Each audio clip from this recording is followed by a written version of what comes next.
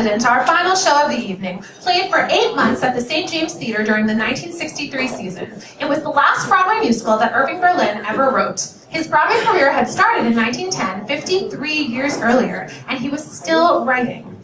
The show would follow the social and private life of a fictional president, sound familiar, and the box office took in more than $2 million before the show even opened. When the curtain rose on each performance, a manager would give a disclaimer to the audience about any seeming similarity to real people. In actuality, President Stephen Decatur Henderson was a collection of many presidents. The show wasn't political as much as it was a sentimental tribute to the office of American President and to the USA itself. The show received not great reviews, with many complaining about how corny it was, how below the potential of its creators. According to Ethan Morton, the show's failure pushed Berlin into retirement, seclusion even. Although he lived another 27 years, he never again came back to Broadway with a new show. The cast included Nanette Fabray and Robert Ryan as the presidential couple. The out-of-town tryout was at the National Theatre in Washington, D.C., and President John F. Kennedy and Jackie O attended. They later complimented Irving Berlin on such a great hit show. While the show did have its fans, the 1963 season also boasted Oliver, A Funny Thing Happened on the Way to the Forum, and other shows that attracted more attention and love from critics. Just like The Selling of the President, unfavorable comparisons were made to Of the I Sing, the show standard by which every presidential musical is judged. In the role of Leslie Henderson, the president's daughter, 26-year-old Anita Gillette had a couple of great numbers.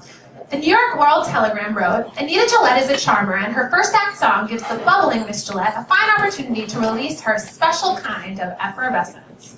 There are some amazing photos of Anita and Mr. President. Really, really cool. That's her recording the cast album with Mr. Berlin. Here to speak about Mr. President and sing that very song, welcome Anita Gillette.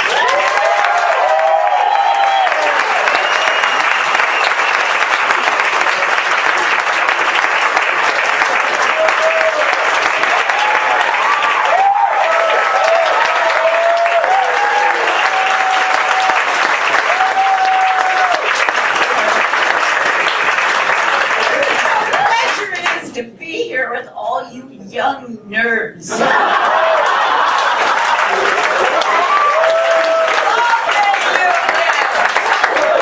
you for your curiosity. I really mean that. I think it's wonderful. I was doing a show called All American, another vlog that we ought to do someday. I mean, it lasted, what, 3 or 4 months, I forget, with Ray Bolger. It was written by Strauss and Adams, and had some lovely songs, Once Upon a Time, and I did a song called Nightlife in a little see-through nightie, you know, with big bunny slippers. And when I was doing that show at the Winter Garden Theater, what I didn't know was that Mr. Berlin's offices were upstairs in the building, or at least I thought so. Now you've made me wonder, but I think so. He used to come down every Wednesday matinee and watch me do my number in my see-through nightie and bunny. Well, I mean, who wouldn't want to see that then?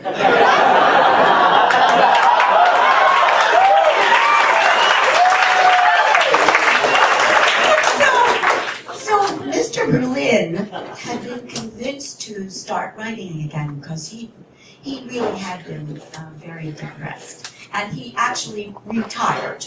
He was miserable in retirement. So when Bucky Krause, Russell Krause, and Howard Lindsay came to him with the idea of Mr. President, he just leapt at it. He thought, this is wonderful. So when they sent out a casting call for the role of the president's daughter in Mr. President, they asked for an Anita Gillette type. And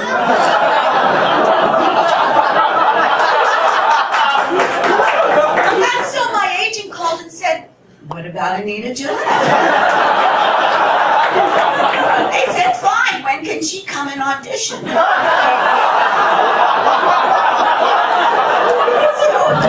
after 2 auditions, I got the part, thank God. And Josh wrote slogan found lithium, thank God. He was a manic depressive, and when we did All American, which he also directed, he was in the other stage, you know, it was really, but he found lithium and he did a really good job. Now, the best thing for me to come out of Mr. President was a friendship with Irving Berlin. He just thought I cheered him up. See all those words, bubbling, effervescent, whatever. I guess he thought the same thing, so he liked for me to come to the office and just talk. And we talked about everything. Fishing, he loved to fish. And so did I. I loved it. That's sort of, your mind just goes where the line is. And you just wait and wait. It taught me patience, sort of. And so it was really, he showed me his paintings and not his etchings. No, he wasn't that kind of guy. But he had an incredible secretary. People used to call her the Berlin Wall. Because she would, you know, they were very possessive of their music, very possessive of their music. They wouldn't let anybody have it. Hilda Schneider, her name was. She was from Queens. And Hilda would call, she called me once and she said, Anita, do you know somebody named Diane Keaton? I said, yes, of course, she's a very famous actress. And she said, well, if you know her, would you tell her to quit bugging us? She wants the rights to Mr. B's Heaven, I'm in heaven. That's cheek to cheek, really. That's the title of the song. Only Hilda called it Heaven. So nobody could get past Hilda. And they used to call me all the time when they would see me on the Tonight Show or anywhere I was on television, and they would call the next day. So she called me this one time and she said, hello Anita, it's Hilda here. Hilda Schneider. Like I didn't know which Hilda.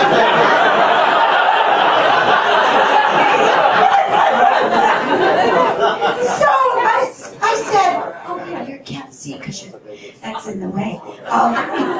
So she said, listen, Mr. B wants to talk to you, darling. We saw you last night on the Carson show. And he really wants to talk to you. Listen, darling, before I put him on the phone, when are you coming to see us? We miss you. You know, he misses you. You know you. Yes, Mr. B, she's coming. Yes, he wants to talk to you. All right, now come and see us. All right, come and see us, darling. All right, here, Mr. B, here she is.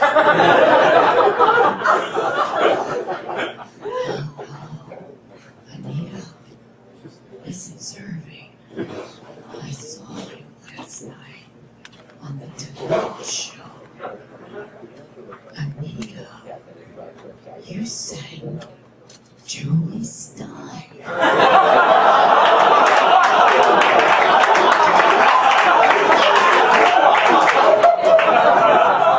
Anita, I got a lot of songs.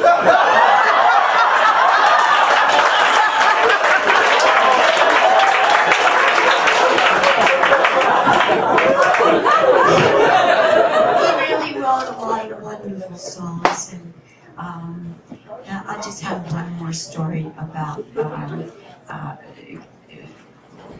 you know, Jerome Kern was asked what place Irving Berlin had in American music, and he said Irving Berlin has no place in American music.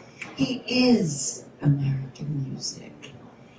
And Mr. B, when we were walking across the Boston Commons, when we were out of town, the headline had just appeared in Elliot Norton's paper.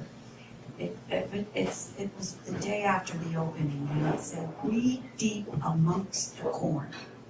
And you know, because he was a sort of depressive kind of guy, everybody was worried about him all the time. And we were told by Leland Hayward, the producer, and Lindsay and Krause and Josh Lowen, don't mention the reviews. Whatever you do, don't say a word about the reviews. We're not going to talk about the reviews. And we're walking across the park. We're going to the Ritz which is right across the Commons, and we're going to hear the new double number, which he used to do a lot of. And he said, they said, so anyway, no, everybody was ready. So we walked in the door, and the first thing out of Mr. B's mouth was, so what did you think of the review? And everybody said, oh, no, it was fine, it was fine, don't worry about it. He said, listen, I know I write corny songs. White Christmas is a very corny song. God Bless America is a very corny song. Blue Skies. And he proceeded to mention all of these incredible hits that he wrote. So he said, you know, but so's my old Kentucky home. That's corny too. So I'm just going to sing this little comedy number that he wrote for me. Mr. B wrote this little song for me. And it's called The Secret Service Makes Me Nervous. How does the president's daughter remember? You have to throw your mind back.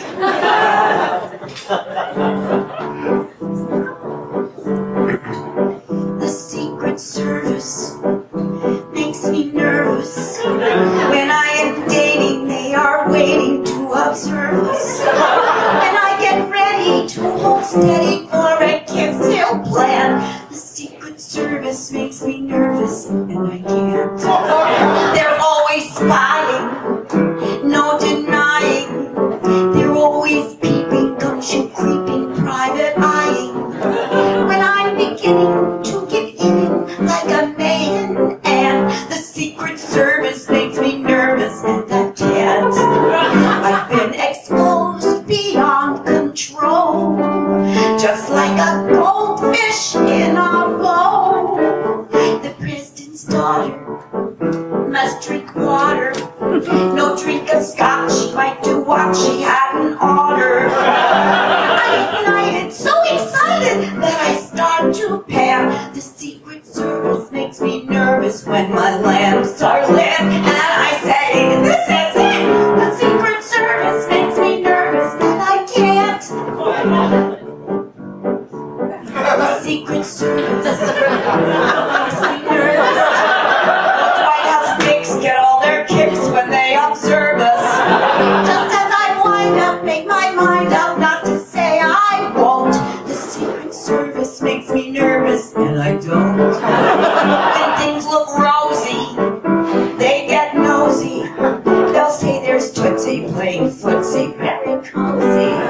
My pulse goes higher, I'm on fire, shaking at the knees. The Secret Service makes me nervous, and I freeze.